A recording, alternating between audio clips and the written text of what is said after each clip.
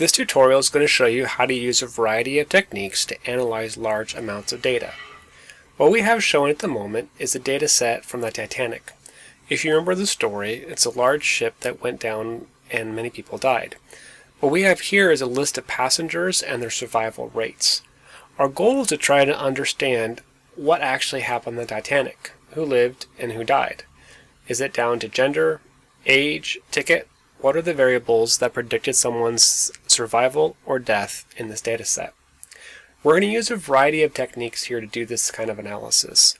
You don't have to master each technique, but I think you'll see as we play with this data how they work together in unison to make it very quick and easy to do large-scale analyses of data.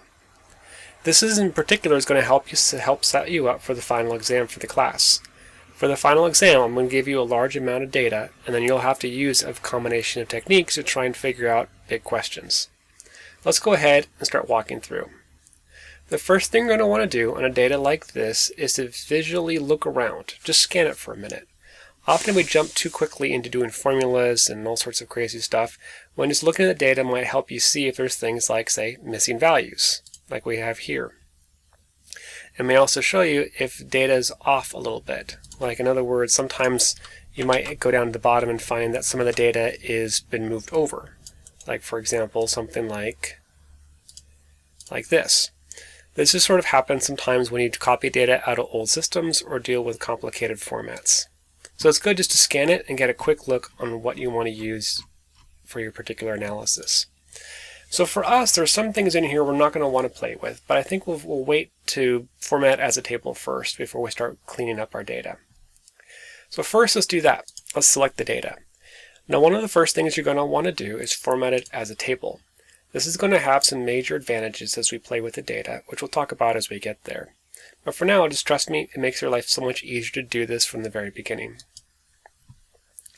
Now, for the data selection, you could just take your cursor and draw a box.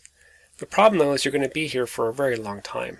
If you look at how slowly it's scrolling, if you have data with a couple of thousand rows, you're going to spend the entire hour just scrolling through your data.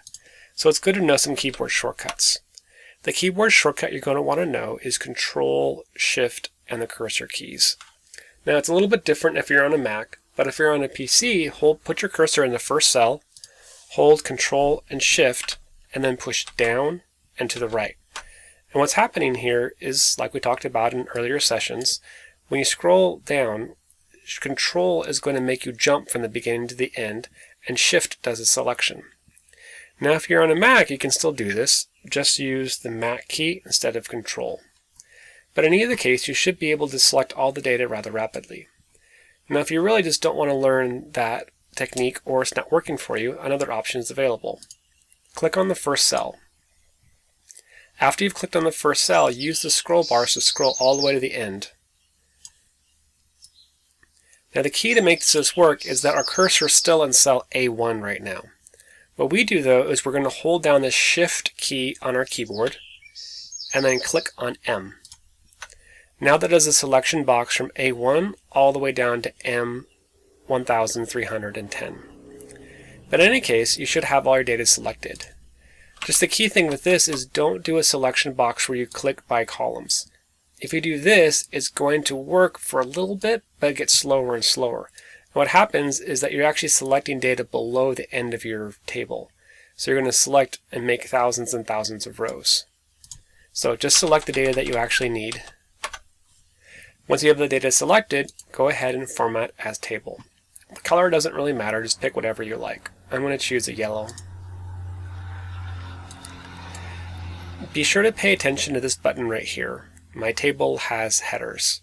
That's asking you if the first row has just titles for the data that's below. Usually Excel can guess correctly, but not always. In this case, yes, it is correct. We're going to click OK. Alright, now that we have the data, let's do a little bit of cleanup. First, I'm not really particularly interested in some of the data columns, so I'm going to go ahead and delete them. Deleting in a table is very simple. Just right-click on any of the cells, go to Delete, and choose Column. No selection is necessary. If you want to do multiple at the same time, like say I want to get rid of these 3 columns, I can do a selection box across the columns, right-click, delete, columns, and those 3 are gone as well. I'm also going to delete the boat information and body information, and as well as home destination. Alright, so now I have a name, age, sibling, spouse, boarded from port, ticket class, and survive categories. Let's go ahead and take a closer look at some of the data here. Now the first thing that I'm going to want to do when I start playing with data like this is see what the possible options are. Now if I look at the first one, we see we have age. You can do a quick scan on the age options by clicking on the filter button and just kind of scanning through and seeing what you have available. Same thing for sibling count, boarded from port, ticket class, and survived. Anyway, it's a good idea to do a quick little scan like that. Alright, so let's start playing with the data. Now often what you'll find in data sets like this is that you'll have to split or combine columns to make them more interesting or useful. If you look at the name column, right now we have extra information stuck inside of it. We have female, male, female, male, and I really want to get that on a separate column. What I'm going to do is insert a new column next to it, and that's going to give me a place to actually type in female or male. Now you could do this with a formula if you want, but it's actually really easy to use with a feature called flash fill. So I'm going to type in gender, and what I'm going to do is type in a couple of values manually.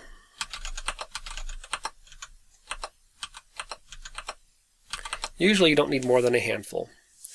Once you're done, what you can do then is you're going to click the right bottom corner and do a double click. That'll fill all the way down to the bottom of your table. Now, usually it's going to guess what you want to do here, and that's not what we want to actually have happen. We don't want to copy male down. Instead, I want Excel to actually learn from my examples above. I'm going to click on the little button I have here called Autofill Options and choose Flash Fill. When I choose Flash Fill, Excel is going to look at the examples above and try and match that same pattern below. Now I can see here, correct, correct, correct. So it looks like it's picking up on the pattern that I have. But it learned the pattern based off of what I wrote above here. Make sure when you do the flash fill that you don't choose a whole chunk of data. Instead, just do one, the bottommost value, and double click on it. That seems to work best. So now I've got the I have the gender split out. Let's do something else. Let's see how likely it is that male or females died.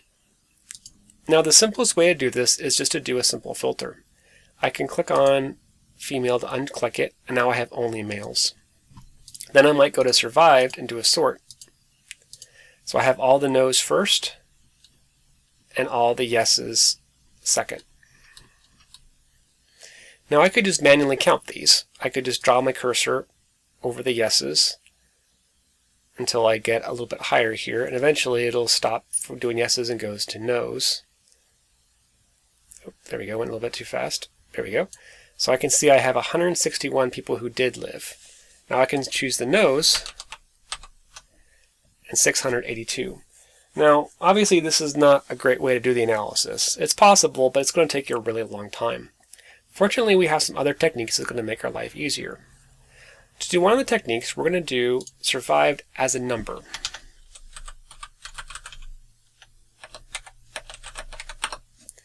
Survived 1 or 0 is going to look at the survived column and have a 1 if they survived or 0 if they did not.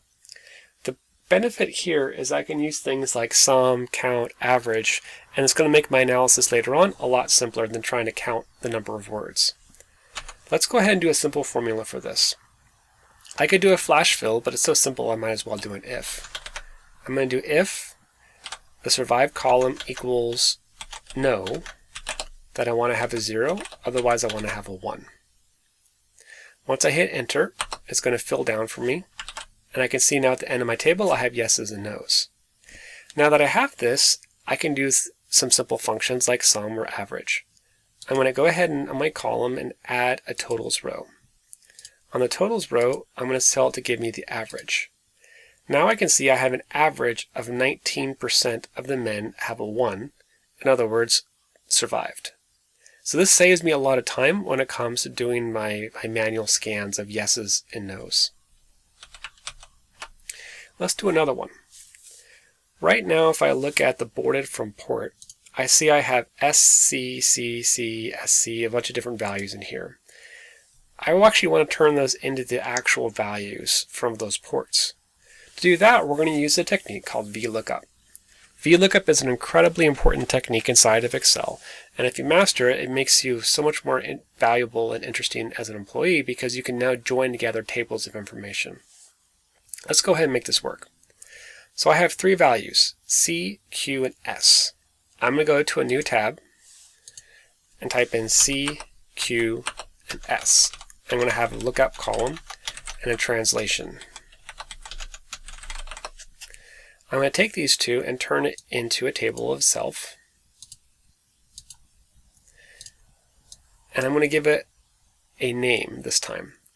I'm going to give it a name because it's going to be easier to refer to it in a formula. I'm going to call it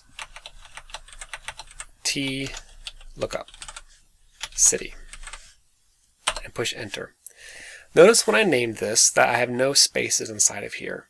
This is just like naming a cell inside of Excel, but it just makes it easy to refer to the table as a unit. Now I need the translation values. What is C, what is Q, what is S? I'm going to go back to the little tab over here, and I can see that I have Cherbourg, Queenstown, and Southampton.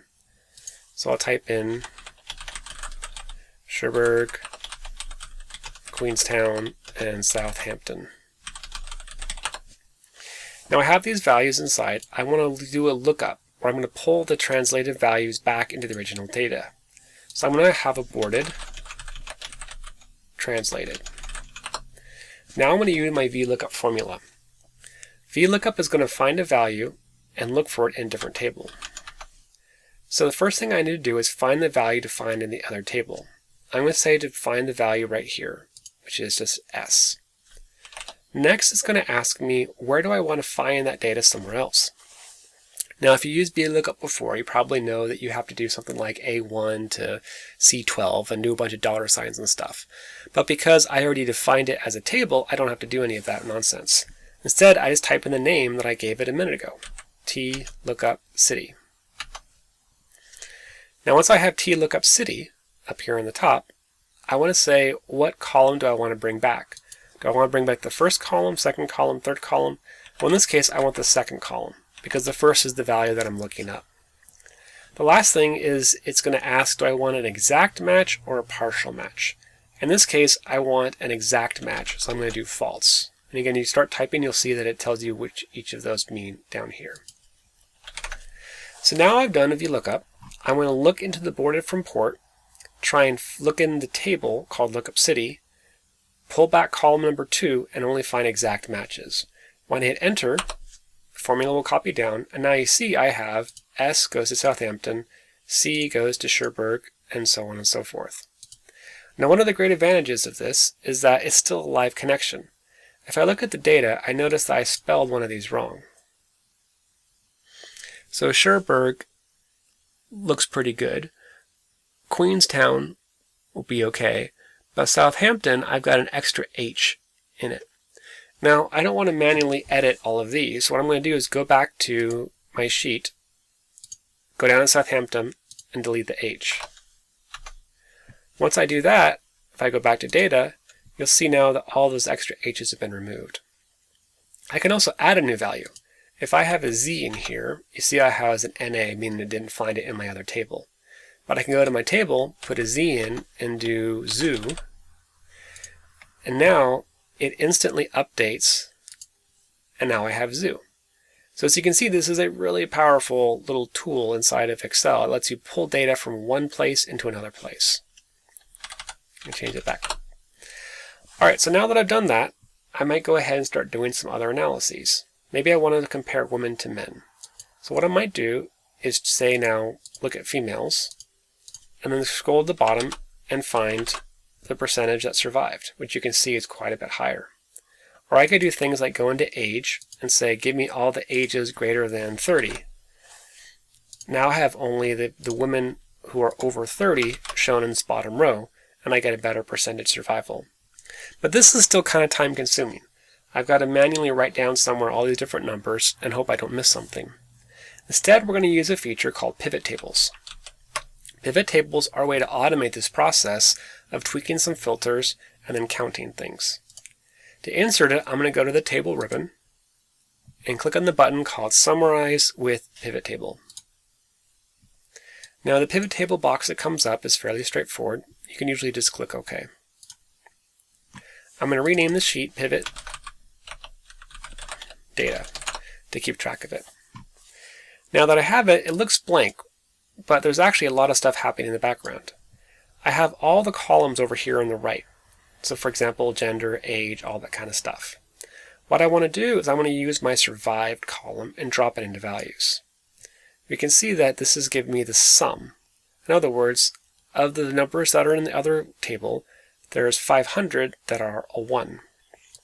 If I go back to my data table, clear all the filters, and then find out how many 1s I have, you'll see I have the exact same thing. I have a sum of 500. So the value that I see here matches the value that I have over here, but this is a lot easier. Now I don't have to do sum, I could also do count. That tells me the total that I have, 1309, which again, if I come back over here and go to count, you'll see 1309. But really what I want is the average. The average is going to tell me, of the people that I'm looking at, how many survived. And so at this point, if I look at my data for the whole data set, I see 38% of the Titanic passengers survived, meaning they have a 1 in the column here. Same thing on this side as well. But now let's do the gender. How does this differ by men and women? Grab the gender field up here and drag it down to rows. Now you can see that it's splitting my data. Rather than showing everybody together, I can now see that I have the females and the males. So 0.72 of the females survived and 0.19 of the males survived. Now I like to look at this like a percent with a prettier number. Let me fix it real fast. I'm going to go back to my values over here. I click on the little I. This is where I did sum, count, average, all those things before. Now what I want to do though is click on the number button, and this is going to give me number formatting. I'm going to go ahead and do percent with no decimals. Now my numbers are prettier. You can do the same thing by formatting up here, but every time you change the pivot table, you'll lose that format. So it's better to use the process I just showed you before. So now I have female and male, and I can see that definitely being a female was better than being a male. Let's also look at the class category. So I have ticket class here. I'm going to pull gender out and put ticket class in. Now I can see that if you were in first class, you had a much better chance of survival than if you were in third class. But I may want to ask, what about the combination of the two? Was being a man in first class different than being a man in third class? We can do that by dragging a column variable in. I'm going to do gender as a column. And now I can see I have females in column B and males in column C. So if you were in first class and a female, you had a 97% chance of living. But if you're a male, you had only a 34% chance. If you're a female in third class, you had a 49% chance of living versus a male of 15. So looking at this, we can say that being a woman was better than being a man. While being in first class definitely helped your odds of living, it's still better to be a third class ticket holder that's a female than a first class ticket holder that's a male. Now the next thing we might want to do is look at age. Did young people live at higher rates than old people? Let's take a look. First I'm going to pull out gender and ticket class just to make it a little bit simpler here. I'm going to grab age and drop it in rows. Now the problem with this is that I have a lot of numbers here. And it's tricky to look at it because there's just so many possible options. You might say, look at how quickly it changes here. It's just not stable at all. And that's because I've got data that's almost continuous. It's not put in easy buckets for me to analyze. Instead, I've got lots and lots and lots of different numbers to compare. And if I make a chart, it's going to be really ugly too, because I've got so many different labels down below. There's multiple ways I could clean this up. But let's do one of them with rounding. With rounding, what I'm going to do is I'm going to look at that age column that's over here, and I want to basically put it into groups. Let's say I only really want to have the decade. Let's go ahead and insert a new column that I'm going to call age as decade. Now you probably remember the round function from before. Round is just going to take a value and round it to a certain number of digits. Now if I do 0 here, it's going to round to the decimal point. But I actually want to go to the left. I want to round to the nearest tens. So I'm going to do -1. And now I can see that I've got age as a decade. Now this is close, but it's not quite exactly right. If I look at the values here, you'll see that I've got 29 goes up to 30, 39 goes up to 40, 25 goes up. So we're having something with it going up versus down. Really what I'd rather do is have 29 go down to 20. 30 stays as 30, 2 goes to 0, 39 goes down to 30. So we're looking at the first digit only. We can do that with, instead of round, round down. If we do round down, instead of using 0.5 as a breakpoint to whether we go up or down, it's going to make everything go down. So now you'll see that age 29 goes down to 20, 30 turns into 30, 2 turns into 0, so it's looking a little bit nicer now. Now I've got 25 going down, 39 going down, so it makes more sense to me. Let's go back to my pivot. In my pivot, I want to use that new column I just created. The problem though is you may not see it. You don't see it yet because you haven't refreshed the pivot table. What you need to do is go to Pivot Table Analyze, click the Refresh button.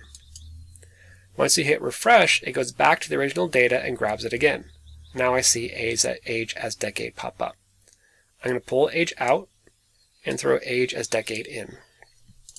Now I've got a much cleaner looking data set. I can see that the decade of 0s, 10s, 20s, 30s, 40s, and now I begin to actually see some patterns in the data. I see that I've got the 80-year-old people have all survived, and a third of the people that were young survived. Now, this is kind of funny right here. You might look at 80 and be like, it's weird. Why did 70-year-olds have a 14% rate of survival, but 80-year-olds have a 100% rate? Who is that? There's a couple ways we can figure this out. One way that might be interesting is to go ahead and just double-click on the cell. When you double-click on the cell, it's going to create a new sheet for you. And it's going to copy data out of the original data sheet into the new one. So I see there's actually only one 80-year-old here, Mr. Algernon Henry Wilson, who survived. Now, once you're done looking at the data, it's usually a good idea to right-click and delete it. And I can do this because it's not the original data sheet. The data sheet's over here. This is just a temporary copy that I created when I double-clicked. So the problem I have here is that I've got a very small bucket. Now, if I don't want to show the 80-year-old, I got a couple options. One that might be handy is just to see how many people are in each bucket. I can grab these columns, drag it down, and choose Count. And that'll help me see how many people fall into each of these different buckets available. So I see I've got a lot of people that are very young, another kind of hump in the data around 20, and then it goes down pretty steadily. One thing you might want to do when you look at the data is have these three categories here actually lumped together when you do your charting. But anyway, now that I have the data, I probably want to do some sort of chart off of it. Let me pull that out again. Alright, so to do a chart, there's a couple of options. One option is simply to use the built-in feature. If I go to Pivot Table, Analyze, there's a button called Pivot Chart. That's just going to go ahead and create a chart based off the data that I have there. I can do different things with this. I can change the chart type. I go into Design and change chart type. I can do other options as well. But it's really not as flexible as just having the raw data available. To make the raw data available, what I'll typically do is just copy whatever I want. So I'm going to grab the data that I want, but notice I don't grab everything. If you take everything, you're going to actually copy and create a whole new pivot table. But all I really want is just some of the data in the middle. I'm going to copy it, paste it over here. Now you see it has none of the formatting. It's not a pivot table. Then I can do a nice title.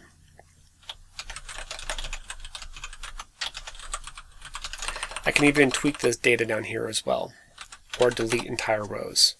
And then I can just insert a chart like normal. Alright, so I've used a bunch of different options here that hopefully will let you see how flexible Excel is at actually dealing with large amounts of data. What you should do now is go ahead and download the Titanic data file and actually do the same process that I did here. You should be comfortable with a bunch of different skills. Be comfortable formatting it as a table, using flash fill, looking at things like freezing columns or binning data, using round, using VLOOKUP, Those are all good techniques to use. Try to be comfortable with pivot tables as well. Pivot tables are a great tool for large amounts of data that lets you easily and quickly go in and play with stuff. I'll create another video in a minute showing you some more advanced techniques, but this is a good place to start.